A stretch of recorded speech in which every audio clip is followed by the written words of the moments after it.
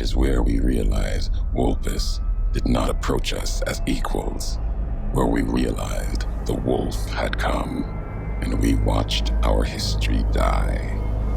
Now it belongs to Legion, and all the death there now belongs to them as well.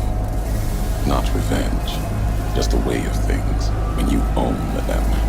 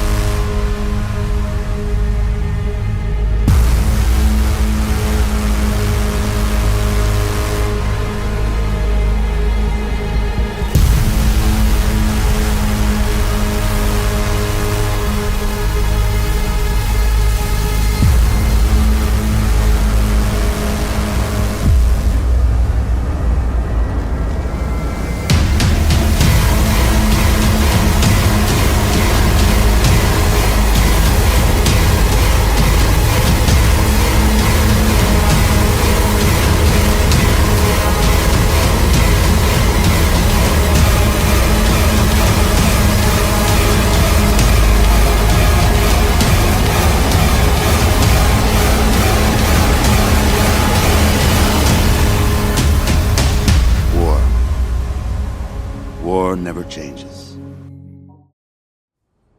Hello everyone and welcome back to the Unexplored Mojave. The Army of Otters here, and today we're going to be checking out Dry Wells. This will be the last installment of the Unexplored Mojave for Lonesome Road. So don't worry, we will have plenty of more Unexplored Mojave, going back to the Mojave Wasteland, and of course the other DLCs. As I mentioned in the Long 15 video, this location was requested by Wesley Gassett many times, so thank you Wesley for all of your recommendations and all of your support. Now before you hear me talk about Dry Wells, let's see what our good friend Ulysses has to say. No, opposite of that. It's where my tribe was taken, where another history was put to the blade, lesson taught. It is where we realize Wolpus did not approach us as equals, where we realized the wolf had come, and we watched our history die. Now it belongs to Legion, and all the death there now belongs to them as well. Not revenge, just a way of things when you own them. So Dry Wells was Ulysses' birthplace, but obviously he has no sadness or regret over what happened because it became to be dominated by the Legion. Of course, Ulysses served in the Legion for a while until he eventually left. Now, Dry Wells is only accessible upon completing the Lonesome Road DLC and completing the Apocalypse, launching the nuclear weapons at Caesar's Legion. Of course, many players might actually choose this route as Caesar's Legion is quite evil. However, that it is also worth noting that since Caesar's Legion utilizes slavery, and most of these tribes that are conquered have no choice but to either fight or be killed, there's still many innocent lives being lost. So if you've completed the Apocalypse, simply head to Cottonwood Cove, and now you can find the boat to Dry Wells right at the beachhead, and simply just click on the boat and it'll take you to Dry Wells. And upon the courier's arrival at Dry Wells, we will be blinded by bright light, and we can see that the aesthetic here is similar to that of the Courier's Mile and Long 15. Kind of has this greenish tint, which is very reminiscent to all of Fallout 3. So clearly, this greenish tint is meant to signify kind of more destruction, whereas Fallout New Vegas kind of has that more western feel. So it's pretty cool seeing this aesthetic in Fallout New Vegas. Now, you will have to fight off a lot of irradiated Legion members, and some of them will actually be using stealth boys, which is pretty interesting. However, unfortunately, they don't have very good loot on them, so you just want to kind of take them out and kill them. Now, I found this area to be a bit more difficult than the Long 15, because I just thought there were more legionaries than there were NCR troopers, and the legionaries were regenerating their health. Also, these legionaries kind of have the appearance of marked men or ghouls. I think they're kind of supposed to be more like ghouls, but they kind of have that marked man aesthetic. Now, a key feature here is we can see these burnt out tents that were clearly obliterated by the atomic explosion.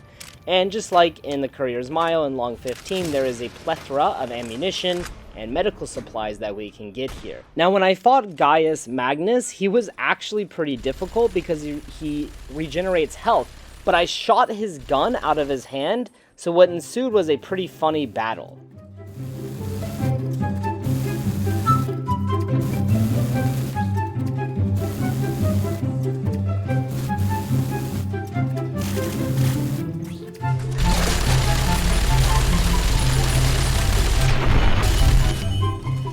So Gaius Magnus was a Legion Centurion, but now he is dead, unfortunately for him. Kind of funny battle, and I got a really lucky shot with the anti-material rifle, which made this battle really easy. Now, since he's irradiated, the radiation will heal him, so pulling him back towards the water is a pretty good tactic because there's no radiation back there, therefore he cannot regenerate health. Moving up past that house where we were before the fight, we can find this cliff where there's a lot of ammunition and medical supplies, and we can also find the unique weapon, Red Victory Grenade Rifle. Now, Defika Adam 3332 actually mentioned I forgot to show the Great Bear Grenade Rifle, which is located in the Long 15 and kind of acts as the brother of the Red Victory. Now, the Great Bear Rifle is actually a US-issued grenade rifle, whereas the Red Victory is a Chinese grenade rifle. Of course, in the Fallout universe, the United States and China went to a war with each other, which resulted in the world we have now. Now, in the same crate as Red Victory, we can find a missing shipment note, which reads, General, we found a seized shipment of Chinese Red Victory model grenade launchers and thought you might like to have one for yourself. They're quicker to reload than our Great Bears, but they don't quite pack the same punch. Still, it'll be nice to give those bastards a taste of their own medicine if it comes to that, right? And this note also kindly demonstrates the difference between both rifles. The Chinese rifle reloads faster, but the American rifle does more damage. So once I had that, I continued exploring the devastation caused by the nuclear bomb. Now, there's lots of ammunition in this area, as in the past ones, but we can actually find a lot of mini nukes in this place.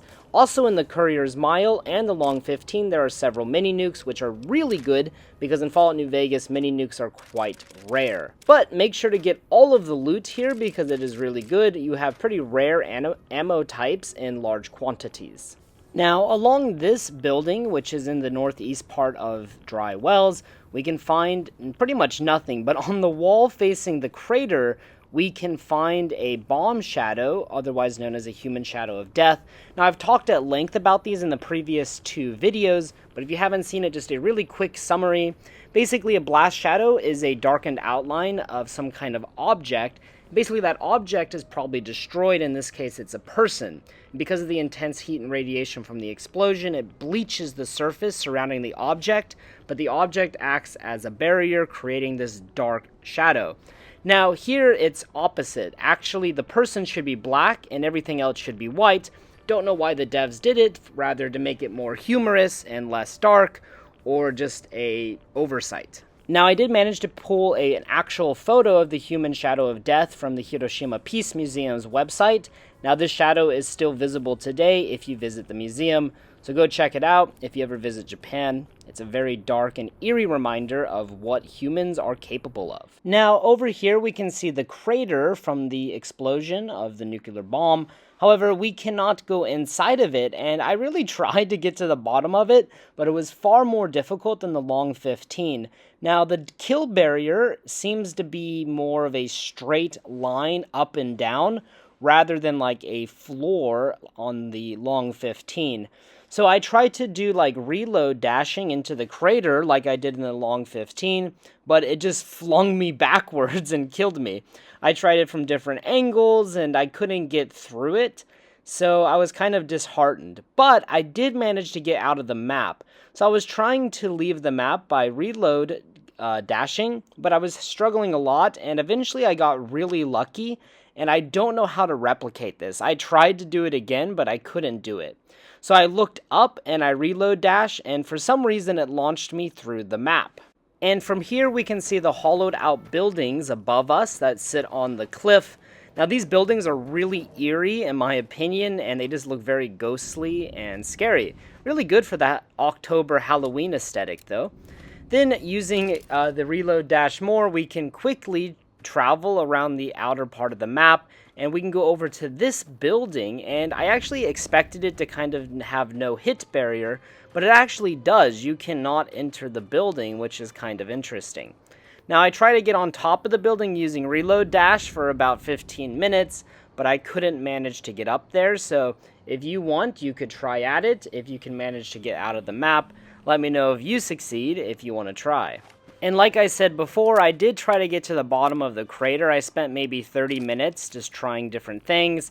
And at one point, I almost kind of succeeded. I used a reload dash here, and it launched me through the texture, but the kill barrier killed me. So very unfortunate. I kept trying to kind of replicate it or going at it from a different angle, but I failed every time, hitting this invisible barrier. So, a little bit disappointing, but, not the end of the world. And then over here, we can actually see the end of the river. So obviously the game does not have a river all the way back to the Mojave Wasteland. Alright everyone, thank you so much for watching this episode of the Unexplored Mojave. I had a lot of fun making these past 3 videos, the Courier's Mile, the Long 15, and Dry Wells. Now, if you have any recommendations for the future, please leave them in the comments section below. I pretty much plan to kind of go back to the more original Unexplored Mojave series, but perhaps I'll try and add some more artistic flares to them in the future, kind of like I did with these videos. As always, guys, thank you so much for watching. I truly appreciate all of your guys' comments and feedback and all of your support. I couldn't do any of this without you, and I've been having so much fun making these videos. Now, one more thing before we end this video, we'll have a little bit of an epilogue as we can listen to Ulysses' final message. Last tape, last message. In case you best me. If you're hearing this, you have, through blood or word.